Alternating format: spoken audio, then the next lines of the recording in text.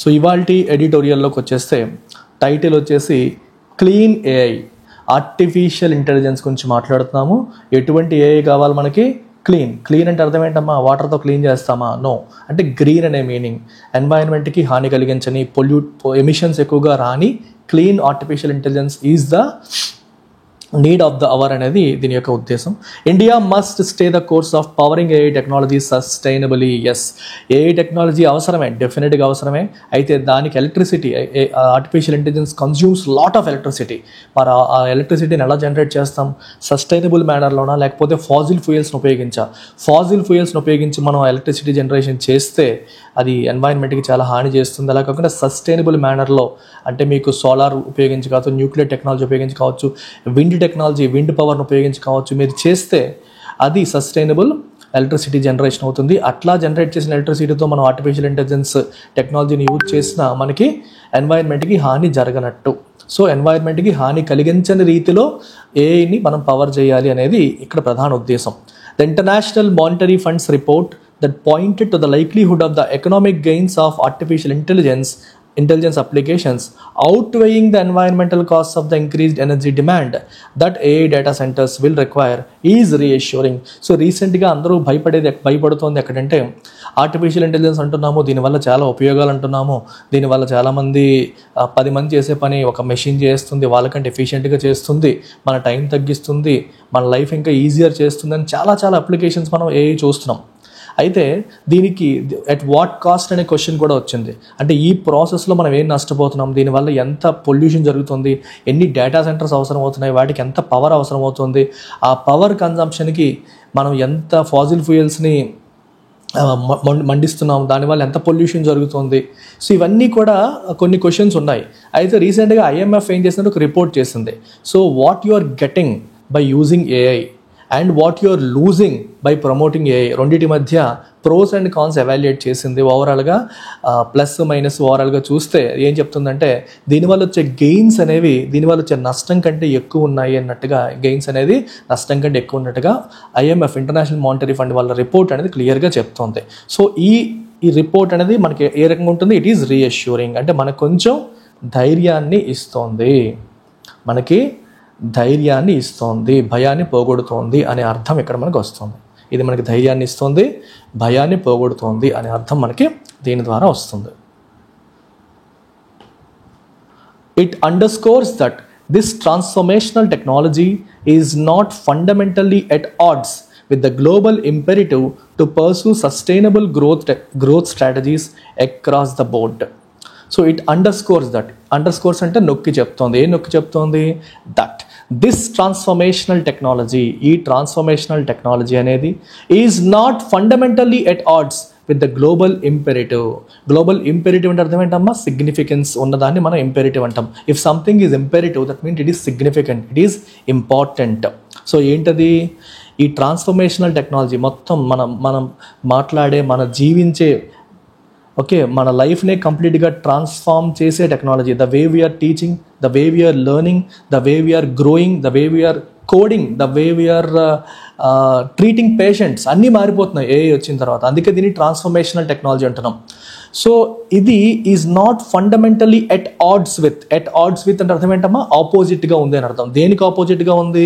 With the global imperative, global significance. Global imperative అంటే ఏంటమ్మా? Priority. ఏంటది? To pursue sustainable growth strategies across the board.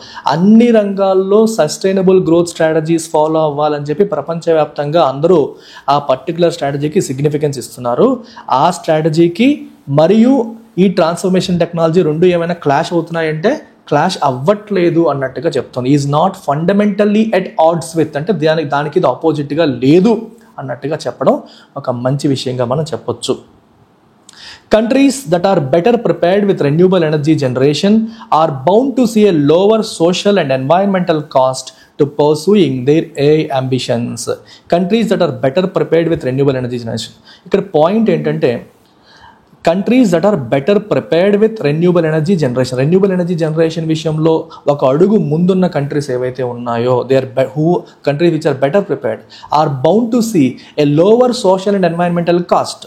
So వాళ్ళు ఏ అంబిషన్ని pursue చేయడం వల్ల, పర్సు అంటే అర్థం ఏంటమ్మా, ఒక గోల్ని రీచ్ అవ్వడానికి చేసే ప్రయత్నాన్ని మనం పర్సూట్ అంటాం.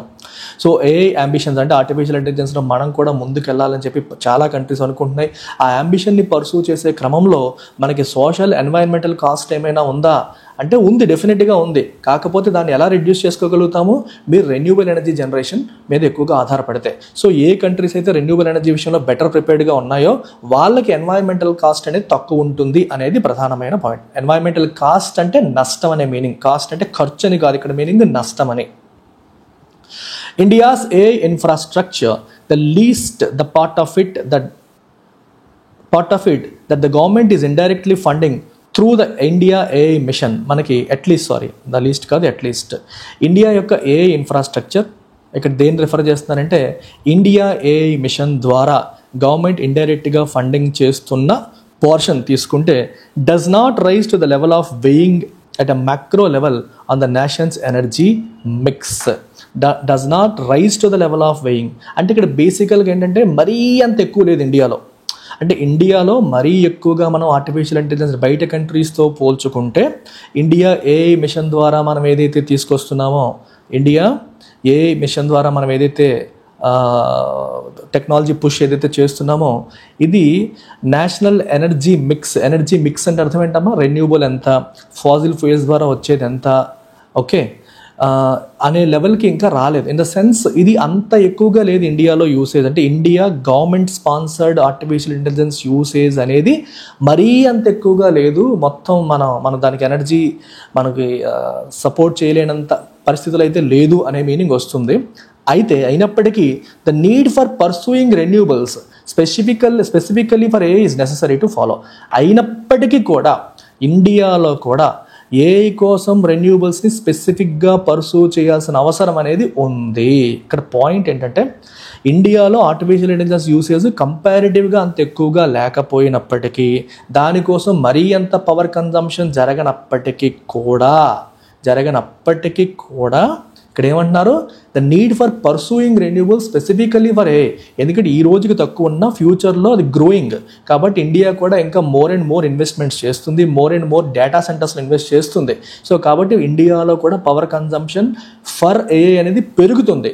మరి అలాంటప్పుడైనా అవసరం అవుతుంది కాబట్టి ఇండియాలో కూడా ఏఐ కోసం ఏదైతే అంటే ఆర్టిఫిషియల్ ఇంటెలిజెన్స్, ఇక్కడ పాయింట్ గుర్తుపెట్టుకోండి అమ్మా, ఇక్కడ సింపుల్ థింగ్ మీకు కొంచెం బ్యాక్గ్రౌండ్ ఇస్తే మీకు అర్థమవుతుంది. Try to understand this logic. అంటే ఇలా చదువుకుంటూ వెళ్తే కొంత అర్థం కాదు. ఇప్పుడు ఆర్టిఫిషియల్ ఇంటెలిజెన్స్ అంటున్నాం. సో ఆర్టిఫిషియల్ ఇంటెలిజెన్స్ ఏం చేస్తుంది, చాలా పనులు చేస్తుంది. లైక్ ఇమేజెస్ జనరేట్ చేసేస్తుంది, టెక్స్ట్ టు మనకి వీడియోస్ జనరేట్ చేస్తుంది, వాయిస్ జనరేట్ చేస్తుంది. రీసెంట్గా మన సినిమా పాటలు వినేస్తున్నాం. చనిపోయిన సింగర్ చక్రి చనిపోయాడు, సింగర్ ఒకప్పుడు music director cum singer. So Chakri వాయిస్తో ఒక సాంగ్ వచ్చింది రీసెంట్గా, అది ఏఐ పాడిందంట.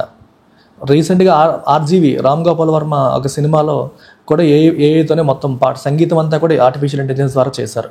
సో ఇట్లా మనకి మ్యూజిక్లు, వీడియోలు, ఫొటోస్, రిపోర్ట్స్ ఒకటి కాదు, సమ్మరీస్ చాలా చేస్తుంది. మరి ఇంత చేయాలంటే ఏంటి అవసరం అవుతుంది, హ్యూజ్ కంప్యూటింగ్ పవర్. దానికి ఏం కావాలి, వెరీ హ్యూజ్ కంప్యూటింగ్ పవర్. ఇంత కంప్యూటింగ్ పవర్ కావాలంటే మనకి ఏంటి అవసరం అవుతాయి, ఆబ్వియస్గా నీకు చిప్స్, ఆ సిపియు పవరు, ర్యామ్ ఇవన్నీ కూడా చాలా హై లెవెల్ అవసరం అవుతుంది. వీటన్నిటికీ పవర్ చేయడానికి ఎలక్ట్రిసిటీ కూడా చాలా ఎక్కువ అవసరం అవుతుంది. ఎందుకంటే it consumes huge amount of electricity. మరి అంత పని చేయాలంటే అంత ఎలక్ట్రిసిటీని అది కన్జ్యూమ్ చేస్తుంది. రీసెంట్గా గిబ్లీ అనే మనకు ఒక ట్రెండ్, అందరూ కూడా గిబ్లీ ఇమేజ్ అని ప్రతి ఒక్కరు వాడారు. ఎలా ప్రతి ఒక్కరు గిబ్లీ ఇమేజ్ జనరేట్ చేయడం వల్ల ఎంత ఖర్చు అయిందో తెలియదు. అంటే ఎంత ఎలక్ట్రిసిటీ కన్జంప్షన్ అయింది అనేది మనం లెక్క కూడా వేయలేం, అంత కన్జంప్షన్ అయింది. సో ఇట్లా ఇంకా వైరల్ అవ్వడాలు, ట్రెండింగ్లోకి వెళ్ళడాలు మొత్తం లాగేస్తుంది అనమాట. సో ఇప్పుడు పాయింట్ ఏంటంటే ఏఐ వల్ల ఎన్నో బెనిఫిట్స్ ఉన్నాయి, కానీ దానికి చాలా ఎలక్ట్రిసిటీ అవసరం అవుతుంది. ఈ ఎలక్ట్రిసిటీ అనేది మనం ఫాజిల్ ఫ్యూయల్స్ ద్వారా తీసుకొస్తే, అంటే కోల్ ద్వారా వాటి ద్వారా తీసుకొచ్చాం అనుకోండి, అప్పుడు అది మళ్ళీ క్లైమేట్ చేంజ్కి కారణం అవుతుంది, గ్లోబల్ వార్మింగ్కి కారణం అవుతుంది. ఎందుకంటే గ్రీన్ హౌస్ గ్యాసెస్ వచ్చేస్తాయి అనేది ప్రధానమైన వరి. అయితే ఇప్పుడు ఈ ఆర్టికల్ ఏం వాదిస్తుందంటే ఏఐ అనేది మనం వదిలేయాల్సిన పని లేదు, ఆర్టిఫిషియల్ ఇంటెలిజెన్స్ అనేది అవసరమే, డెఫినెట్గా అవసరమే. అయితే ఈ ఏఐ కోసం మనం ఎలక్ట్రిసిటీ ఏదైతే ఉంటుందో ఇది సస్టైనబుల్గా జనరేట్ చేయాలి అనేది ఆధార్ యొక్క ప్రధానమైన పాయింట్.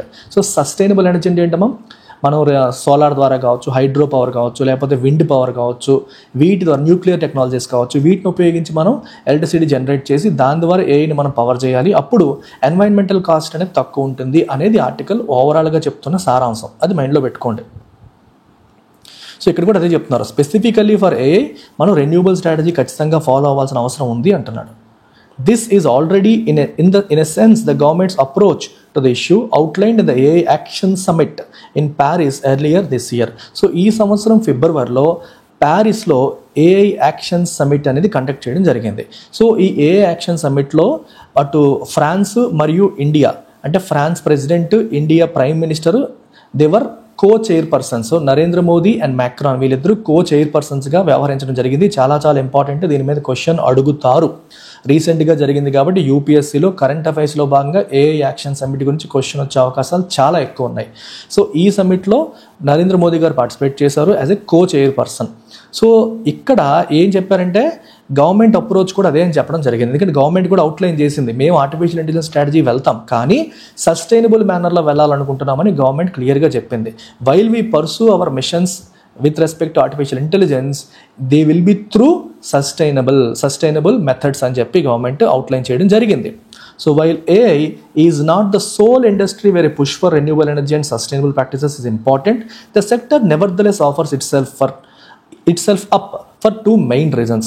అయితే మనకి రెన్యూబుల్ ఎనర్జీ గురించి మాట్లాడినప్పుడు ఒక్క ఏఐ గురించి ఎందుకు మాట్లాడాలి, మిగిలిన సెక్టార్స్లో రెన్యూబుల్ ఎనర్జీ అక్కర్లేదంటే అన్నిట్లోనూ అవసరమే, ఏఐ ఒక్కటే కాదు.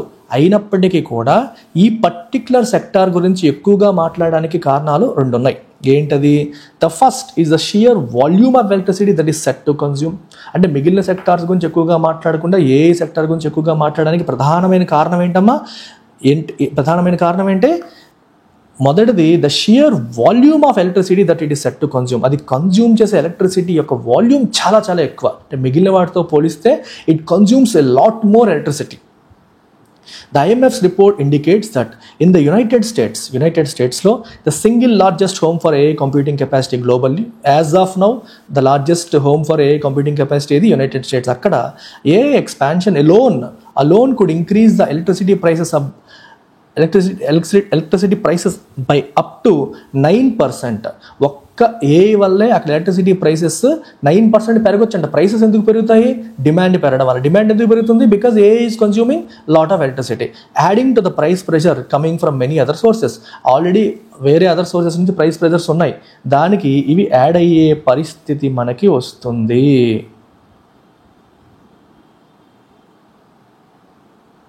Got it? సో ఇది గుర్తుపెట్టుకోండి.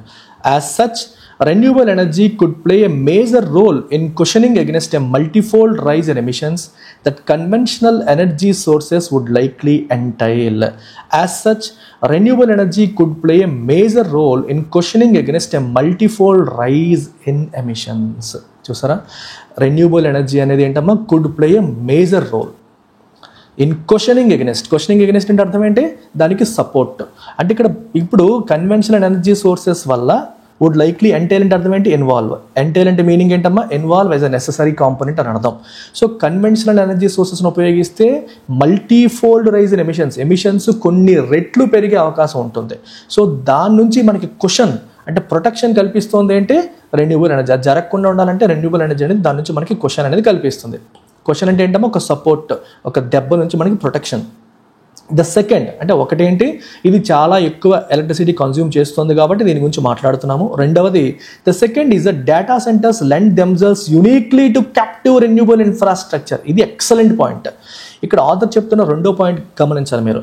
ఇప్పుడు ఏఐ కోసం మనకి డేటా సెంటర్స్ అవసరం. డేటా సెంటర్స్ అంటే అర్థం ఏంటమ్మా? హ్యూజ్ కంప్యూటింగ్ కెపాసిటీ ఒకే చోట మెయింటైన్ చేసే హ్యూజ్ కొన్ని ఎకరాల్లో, కొన్ని వందల పదుల ఎకరాల్లో మెయింటైన్ చేసే హ్యూజ్. ఇప్పుడు ఫర్ ఎగ్జాంపుల్ మనం ఒక ల్యాప్టాప్ యూజ్ చేస్తుంటే ల్యాప్టాప్లో ఒక చిన్న CPU ఉంటుంది. ఒక డెస్క్టాప్ యూజ్ చేస్తే మీకు సెపరేట్గా ఒక బాక్స్ లాగా CPU కనిపిస్తుంది. అట్లా అట్లా మనం మీకు బాక్స్ CPU ఏదైతే చూస్తామో అట్లాంటివి హై పవర్డ్ CPUs అన్నీ ఒకే దగ్గర ఉంటే అలా ఏమంటారు దాన్ని డేటా సెంటర్ అంటాం. So it has huge computing capacity అనమాట. ర్యామ్ CPU అంతా ఒకే దగ్గర మెయింటైన్ చేసేది అది డేటా సెంటర్. ఇక్కడ ఏమన్నారంటే డేటా సెంటర్స్ అనేవి హ్యూజ్గా ఉంటాయి కాబట్టి క్యాప్టివ్ రెన్యూబుల్ ఇన్ఫ్రా కూడా అవి సూటబుల్ అంటున్నారు. క్యాప్టివ్ అంటే అర్థం ఏంటి? ఒక పర్టికులర్ ఫ్యాక్టరీ ఉందమ్మా, ఆ ఫ్యాక్టరీ ఎంతైతే ఎలక్ట్రిసిటీ కన్జ్యూమ్ చేస్తుందో ఆ ఎలక్ట్రిసిటీని అదే ఫ్యాక్టరీలో మనం జనరేట్ చేయగలుగుతున్నాం అనుకోండి, దాన్ని క్యాప్టివ్ పవర్ అంటాం. So captive power is something that is generated at the place of consumption it self. అంటే ఎక్కడైతే నువ్వు ఎలక్ట్రిసిటీ కన్జ్యూమ్ చేస్తున్నావు అదే ప్లేస్లో నువ్వు జనరేట్ చేస్తే దాన్ని క్యాప్టివ్ పవర్ అంటాం. సో మన డేటా సెంటర్స్ అనేవి ఎక్కువ స్పేస్ని ఆక్యుపై చేస్తాయి, వాటికి ఎక్కువ ఎలక్ట్రిసిటీ అవసరం. ఆ ఎక్కువ స్పేస్ ఉంటుంది కాబట్టి అక్కడే వాటికి అవసరమైన ఎలక్ట్రిసిటీ రెన్యూబుల్గా మనం జనరేట్ చేయగలిగితే ప్రాబ్లం సాల్వ్ అవుతుందనేది ఉద్దేశం. Some Indian firms have already made moves to purchase renewable energy. కొన్ని ఇండియన్ కంపెనీస్ అనేవి ఆల్రెడీ రెన్యూబుల్ ఎనర్జీని పర్చేస్ చేయడానికి స్టెప్స్ వేయడం జరిగింది. And the hundreds of acres that data centers occupy are ripe for complementing equipment with solar cells. Very, very good. It's చాలా important point. ఇప్పుడు data సెంటర్స్కి వందల కొద్ది ఎకరాలు అవసరం అవుతాయి. మరి అన్ని ఎకరాల భూమి అవసరమైనప్పుడు, అన్ని ఎకరాల భూమిలో డేటా సెంటర్స్లో పెట్టినప్పుడు అక్కడే మనం, అది ఓపెన్ స్పేస్ కదా, అలాంటప్పుడు మనం ప్రాపర్ సోలార్ సెల్స్ పెట్టేసాం అనుకోండి, ఓపెన్ ఏరియా కాబట్టి ఎండ పడుతుంది కాబట్టి సోలార్ సెల్స్ వరుసగా పెట్టుకెళ్ళిపోయాం అనుకోండి, మనకి అవసరమైన ఎలక్ట్రిసిటీ అక్కడే జనరేట్ అయిపోతుంది. సో రైప్ అంటే అర్థం ఏంటి? రైప్ అంటే దానికి సరిగ్గా సూటబుల్ అని అర్థం. ఓకే, ప్రాపర్గా సెట్ అవుతుందని అర్థం. For complimenting. కాంప్లిమెంటింగ్ అంటే అర్థం ఏంటమ్మా? What is the meaning of complementing? అంటే యాడ్ అవ్వడం అని అర్థం. కాంప్లిమెంటింగ్ అంటే యాడ్ అవ్వడం, దానికి యాడ్ ఆన్ అవ్వడం. Solar cells, okay, solar cells ద్వారా మనం దానికి ప్రాపర్గా కాంప్లిమెంట్ చేయొచ్చు. ఆ డేటా సెంటర్స్కి ఇది కాంప్లిమెంట్ చేసాం అంటే పర్ఫెక్ట్ అని అర్థం. Nuclear energy may also turn out to be a welcome contribution. Nuclear energy కూడా may also turn out to be a welcome contribution. అది ఒక వెల్కమ్ కాంట్రిబ్యూషన్గా టర్న్ అవుట్ అవ్వచ్చు. వెల్కమ్ అంటే ఆహ్వానించదగిన అని అర్థం. అది కూడా మంచిది. న్యూక్లియర్ ఎనర్జీ వల్ల కూడా మనకి మంచి అవుతుంది దీనివల్ల, ఎందుకంటే దానివల్ల కూడా emissions Rao. Small modular reactors at emerging data centre clusters. ఎక్కడైతే కొత్తగా డేటా సెంటర్స్ వస్తున్నాయో అక్కడే చిన్న చిన్న మాడ్యులర్ రియాక్టర్స్ని పెట్టడం ద్వారా in conjunction with other renewable సోర్సెస్తో పాటు వీటిని కూడా పెట్టడం వల్ల would avert a sizable quantity of emissions. దీనివల్ల సైజబుల్ క్వాంటిటీ ఆఫ్ ఎమిషన్స్ మనం అవర్ట్ అంటే అవాయిడ్ చేయొచ్చు, అంటే జరగకుండా మనం చూడొచ్చు. వీ కెన్ అవర్ట్ అంటే టు మేక్ సంథింగ్ అవాయిడబుల్, అంటే ఒక బ్యాడ్ జరగకుండా ఆపడం, ప్రివెంట్ సంథింగ్ ఫ్రమ్ హ్యాపెనింగ్ అనమాట. అది electricity use is not the only environmental foot print the age will leave behind. అయితే ఆర్టిఫిషియల్ ఇంటెలిజెన్స్ వల్ల వచ్చే నష్టం ఓన్లీ ఎలక్ట్రిసిటీ యూజ్ ఒకటేనా అంటే కాదు. ఓకే, ఎన్వైరన్మెంటల్ ఫుట్ ప్రింట్ అది ఒకటే కాదు, అంటే ఎన్వైరన్మెంట్ పైన దానికల్లా వచ్చే ఇంపాక్ట్ ఓన్లీ ఎలక్ట్రిసిటీ యూజ్ మాత్రమే కాదు. ఇంకేంటి? The technology requires large scale mining of minerals and water use. ఇది చాలా ఎక్కువగా వాటర్ యూజ్ చేస్తుంది. అలాగే మినరల్స్, క్రిటికల్ మినరల్స్ కూడా చాలా అవసరము. ఎందుకంటే చిప్స్ అవి మ్యానుఫ్యాక్చర్ చేయడానికి మనకి సిలికా ఇలాంటివన్నీ చాలా మినరల్స్ అనేవి లార్జ్ స్కేల్ అవసరం. సో ఆ మైనింగ్ కూడా యాడ్ అవుతుంది. And produces effluents in the manufacturing of the electronics supply chain. దీనికి అవసరమైన ఎలక్ట్రానిక్స్ ప్రొడ్యూస్ చేసే క్రమంలో కూడా చాలా ఎఫ్లూయెంట్స్ అనేవి బయటకు వస్తాయి. ఎఫ్లూయెంట్స్ అంటే ఏంటమ్మా? మన పొల్యూటెంట్స్ మనకి చాలా ఇవన్నీ బయటకు వస్తూ ఉంటాయి.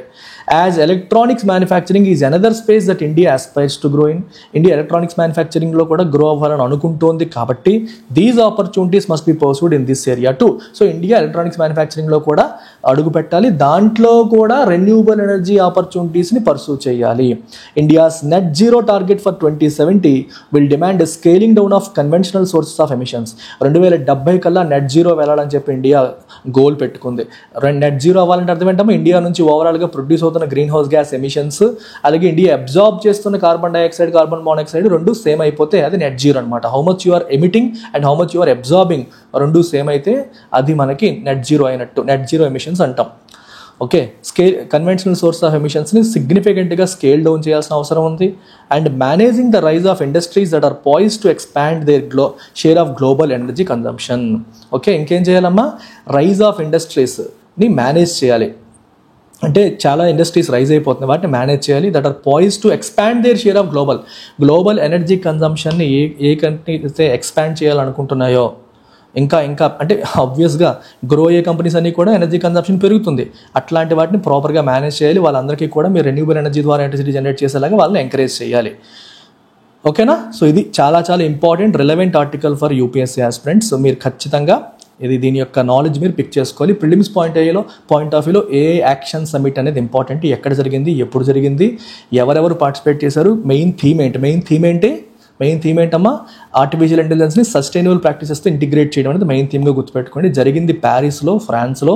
కో chairpersons Narendra Modi and Emmanuel Macron. అది గుర్తుపెట్టుకోండి. And don't forget to hit the like button. So summary ఇక్కడ ఇచ్చాను, ఒకసారి రివైజ్ చేసుకోండి. పీడిఎఫ్ అనేది మన టెలిగ్రామ్ ఛానల్ LTXIAS టెలిగ్రామ్ ఛానల్లో ఉంటుంది. సో ఆర్సీ క్వశ్చన్స్, ఇందులో టోన్ ఆఫ్ ది ఆథర్ చెప్పండి అమ్మా. అలామిస్ట్ అండ్ క్రిటికల్, అవునా? క్రిటికల్గా అలామిస్ట్గా ఉందా? అలామిస్ట్ అంటే అర్థం ఏంటమ్మా? ఏదో అయిపోతుంది అన్నట్టు భయం కలిగించేలాగా ఉంటే అలామిస్ట్ అంటాం. No, it is optimistic and encouraging. ఇది ఎంకరేజింగ్గా ఉంది, ఆప్టిమిస్టిక్గా ఉంది, పాజిటివ్గా ఉంది. Main idea of the article ఏంటి, ఏం చెప్తుంది ఇక్కడ? With careful planning and focus on renewable energy India can expand AI sustainable. Yes, sustainable plus AI, ఈ రెండు కీవర్డ్స్ మనకు కనిపించాలి. సస్టైనబుల్ మరియు ఏ అనే కీవర్డ్స్ మనకు కనిపించేది కరెక్ట్ ఆన్సర్ అయిపోయింది. కేర్ఫుల్ ప్లానింగ్ ఫోకస్తో ఇండియా ఏని ఎక్స్పాండ్ చేసుకోవచ్చు సస్టైనబుల్గా అని చెప్పేసి అంటున్నారు. ఇన్ఫరెన్స్ చెప్పండి. Renewable energy development is optional. No, optional కాదు, అది ఉంటే ఉండొచ్చు లేకపోతే లేదని కాదు. Ignoring sustainable energy sources for AI growth may jeopardize India's environmental goals. Okay, AI growth కోసం సస్టైనబుల్ ఎనర్జీ సోర్సెస్ని మనం ఇగ్నోర్ చేస్తే అది ఇండియాకి ఎన్వైరన్మెంటల్ గోల్స్ని జెపర్డైజ్ అంటే పాడు చేయొచ్చు. AI does not consume significant energy consume చేయదా? చేస్తుంది. India's AI sector will have negligible impact? No, negligible impact ఏమీ కాదు, లాంగ్ టర్మ్లో ఎక్కువ ఇంపాక్టే ఉంటుంది. So best answer for this is B. So వాటిని ఇగ్నోర్ చేయడం వల్ల మనకి రేపు పొద్దున నష్టం జరిగే అవకాశం ఉంటుంది. సో ఇగ్నోర్ చేయకూడదు. అజంప్షన్స్ బేస్డ్ క్వశ్చన్ చూడండి. All AI related data centres will eventually switch to renewable energy without government intervention లేకుండానే స్విచ్ అయిపోతాయా? Nobody knows. The environmental impact of AI can be controlled if planned proactively. Yes, proper ప్లానింగ్తో మనం వెళ్తే, renewable energy వైపు వెళ్తే దాని యొక్క environmental impact మనం కంట్రోల్ చేయొచ్చు అనేది ఆధార్ యొక్క అజంప్షన్ 100% కరెక్ట్. అందుకే ఆయన దాన్ని సపోర్ట్ చేస్తున్నారు. ఉప్స్ ఇక్కడ కరెక్ట్ ఆన్సర్ ఏ కాదమ్మా, B. Okay, the correct answer is B. Explanation కరెక్ట్గానే ఉంది, కాకపోతే ఆ ఆన్సర్ తప్పు రాసింది. ఓకే, ఇది ఇన్కరెక్ట్ కాదు, I'm really sorry. This is weakening argument.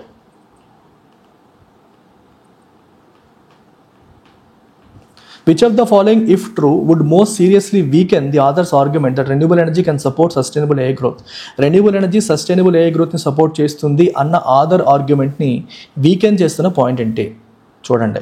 Renewable energy sources cannot supply consistent power 24/7 making them unreliable. Renewable energy అనేది 24 డేటా సెంటర్స్కి 24/7 పవర్ కావాలి. సో ఈ రెన్యూబుల్ ఎనర్జీ సోర్సెస్ ఏమో అలా ఇవ్వలేవు, అప్పుడు అవి డేటా సెంటర్స్కి సూటబుల్ కాదు. అలాంటప్పుడు ఆధార్ యొక్క ఆర్గ్యుమెంట్ వీక్ అవుతుంది. ఆధార్ ఏమంటున్నారు, రెన్యూబుల్ ఎనర్జీని డేటా సెంటర్స్కి వాడండి అంటున్నారు. మరి డేటా సెంటర్స్కి రెన్యూబుల్ ఎనర్జీ సూటబుల్ కాదు అనుకోండి, మరి సూటబుల్ కాదు అన్నప్పుడు ఆధార్ యొక్క ఆర్గ్యుమెంట్ వీక్ అవుతుంది. సో కాబట్టి ఇదే correct answer. And bank SSC వాళ్ళకి మెరిట్ బేస్డ్ డిస్కౌంట్ మనం అందిస్తున్నాం. 50% ఆఫ్ డిస్కౌంట్ మనం ఇస్తున్నాము ఒకసారైనా ప్రిలిమ్స్ క్లియర్ చేసిన వాళ్ళకి.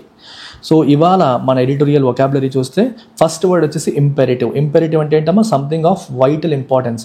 ఇది నౌన్గాను తీసుకోవచ్చు, యాడ్జెక్టివ్గాను తీసుకోవచ్చు. నౌన్గా తీసుకుంటే సిగ్నిఫికెంట్ ఉన్న ఒక అంశంగా మనం చెప్తాము. యాడ్జెక్టివ్గా తీసుకుంటే ఇంపార్టెంట్, సిగ్నిఫికెంట్ అనే పదం తీసుకోవచ్చు. Of vital importance, crucial, urgent. It is imperative that India invest in renewable energy to support its growing AI infrastructure. AI infrastructure grow అవుతుంది ఇండియాలో, దాన్ని సపోర్ట్ చేయడానికి ఇండియా రెన్యూబుల్ ఎనర్జీలో ఇన్వెస్ట్ చేయాల్సిన అవసరం ఎంతైనా ఉంది అని మీనింగ్. ఇండిస్పెన్సిబుల్ అంటే అన్అవాయిడబుల్, అబ్సల్యూట్లీ నెససరీ అని అర్థం. If something is indispensable that is absolutely necessary.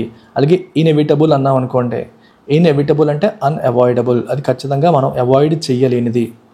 Avoid చేయలేని దాన్ని ఇన్ఎవిటబుల్ అంటాము.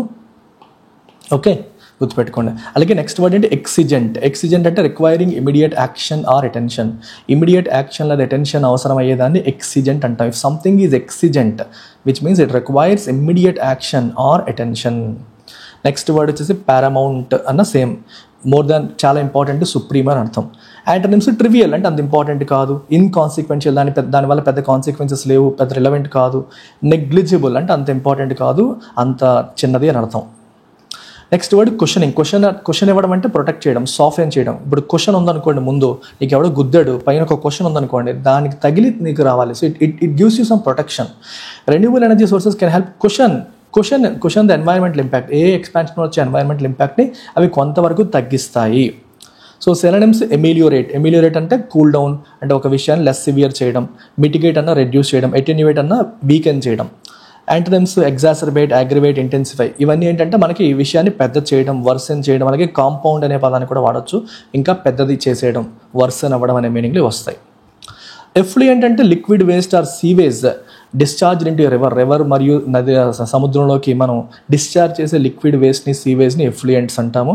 ఎలక్ట్రానిక్ మ్యానుఫ్యాక్చరింగ్ వల్ల చాలా ఎక్కువ ఎఫ్లూయెంట్స్ వస్తాయి, వాటి వల్ల కూడా హార్మ్ఫుల్ ఎన్వైరన్మెంటల్ ఇంపాక్ట్స్ అనేవి ఉంటాయి. So synonyms sewage, discharge, run off ఇలాంటి పదాలు మనం చెప్పొచ్చు. Antonyms purity, filtration, cleanliness, positive వర్డ్స్ని మనం యాంటోనిమ్స్గా చెప్పొచ్చు. పాయిజ్డ్ అంటే హీఈస్ పాయిజ్డ్ ఫర్ సక్సెస్, అంటే సక్సెస్ సాధించడానికి సిద్ధంగా ఉన్నాడు, అంతా మొత్తం ప్రిపరేషన్ అంతా ప్రాపర్గా అయిపోయింది. He is poised to get a job. Ready or prepared to take action అనే దాన్ని మనం పాయిజ్డ్ అంటాం. India is poised to become a global leader in AI technology but must focus on sustainability. India is poised to become a global leader. AI టెక్నాలజీలో global leader అవ్వడానికి India సిద్ధంగా ఉంది, కాకపోతే it must focus on sustainability పైన focus చేయాల్సిన అవసరం ఉంది. So synonyms ఏంటి? ప్రైమ్డ్ అంటే రెడీగా ఉంది, fully prepared and ready for action అని అర్థం. ఈక్విలిబ్రేటెడ్ అంటే ప్రాపర్గా ఒక బ్యాలెన్స్డ్గా ఉంది, స్టేబుల్గా ఉంది, రెడీగా ఉందని అర్థం. ఫోర్త్ కమింగ్ అన్నా కూడా రెడీ టు హ్యాపెన్, ఎప్పుడైనా జరిగిపోతుంది అనేది దాన్ని ఫోర్త్ కమింగ్ అంటాం. సో ఆపోజిట్ అన్రెడీ, ప్రొక్రాస్టినేషన్ వాయిదాలు వేసేయడం, సస్పెన్షన్.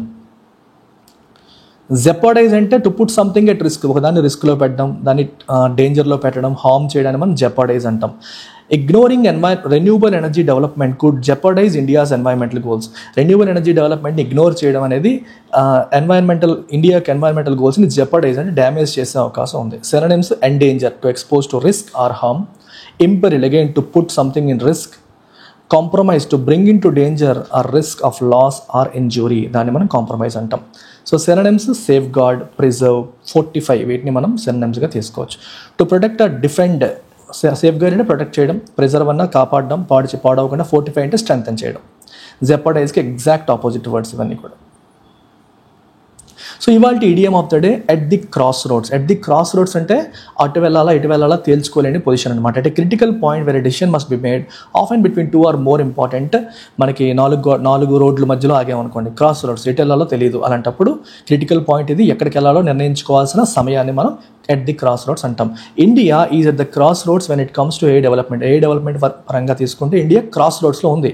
ఎందుకంటే టెక్నాలజీ గ్రోత్ వైపు వెళ్ళాలా లేదా ఎన్వైరన్మెంటల్ ఇంప్రింట్ తగ్గించడానికి వెళ్ళాలా, ఈ రెండింటి మధ్య బ్యాలెన్స్ చేసుకోవాలి. సస్టైనబుల్ ఎనర్జీ సోర్సెస్ వైపు వెళ్ళాలి, ఇంకోవైపు టెక్నాలజికల్ గ్రోత్ కూడా కావాలి. రెండింటిని బ్యాలెన్స్ చేయాల్సిన పరిస్థితిలో ఇండియా ఉంది.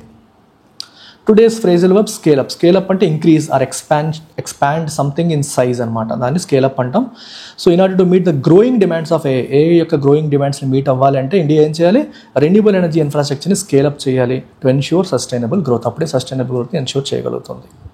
So English Infinity is our flagship English program for those preparing for bank exams and SSC exams. Prelims and mains make కావాల్సిన కంప్లీట్ సిలబస్, ఆల్ టాపిక్స్ డీటెయిల్డ్గా కవర్ చేయబడ్డాయి. 999 రూపీస్కే ఇవి మీకు అందించడం అనేది జరుగుతుంది. అలాగే బ్యాంక్ ఆస్పిరెంట్స్ కోసం complete bank program, only mains కావాలంటే సాఫల్య ప్రోగ్రామ్ కూడా అందుబాటులో ఉన్నాయి. And you have SSC Infinity for SSC aspirants. So make use of all these programs and get your dream job. That's about it, Amma. Take care. Bye.